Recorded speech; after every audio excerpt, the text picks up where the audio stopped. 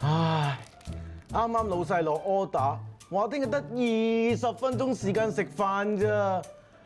唉，等得 lift 嚟買埋飯，來回都唔夠時間啦。唉，我簡直係在線休息啦！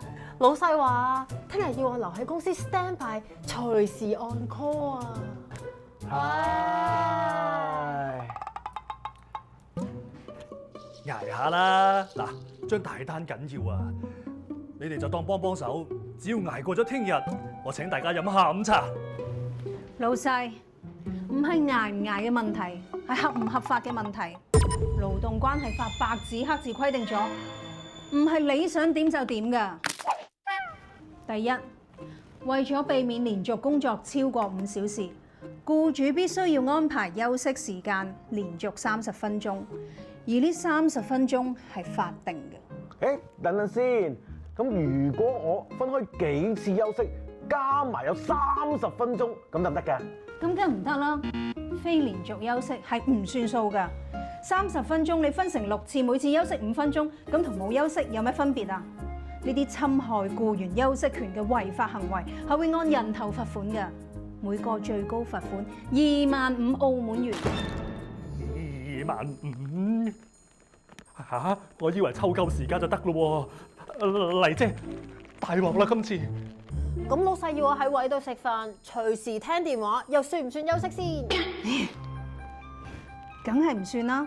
休息時間嘅黃金標準就係員工可以自由離開工作地點。如果佢要求你留低或者隨時準備做嘢，咁呢段時間就必須要計入工作時間。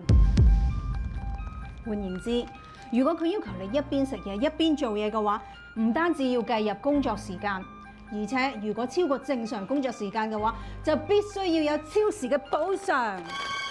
哦，原來法律係咁樣規定，差啲無償加班添。老細點解決啊？改，即刻改，保證所有人喺5個鐘頭工作裏面有足夠30分鐘連續休息時間，來去自由，絕不打擾。好彩阿麗對勞工法更了解，耶！終於可以安樂食飯啦。老細，休息唔係支出，係投資。員工休息夠，工作效率高咗，公司咧又唔會犯法，係雙贏㗎 ，win win。嗱，所以咧我都話阿麗係最醒目㗎啦。嗱，今次又學到嘢啦。阿樂、芝芝，你哋做嘢做到瘦蜢蜢咁。阿麗，幫我叫2個下午茶 B 餐，加大。休息夠，效率高，依法休息，勞資雙贏。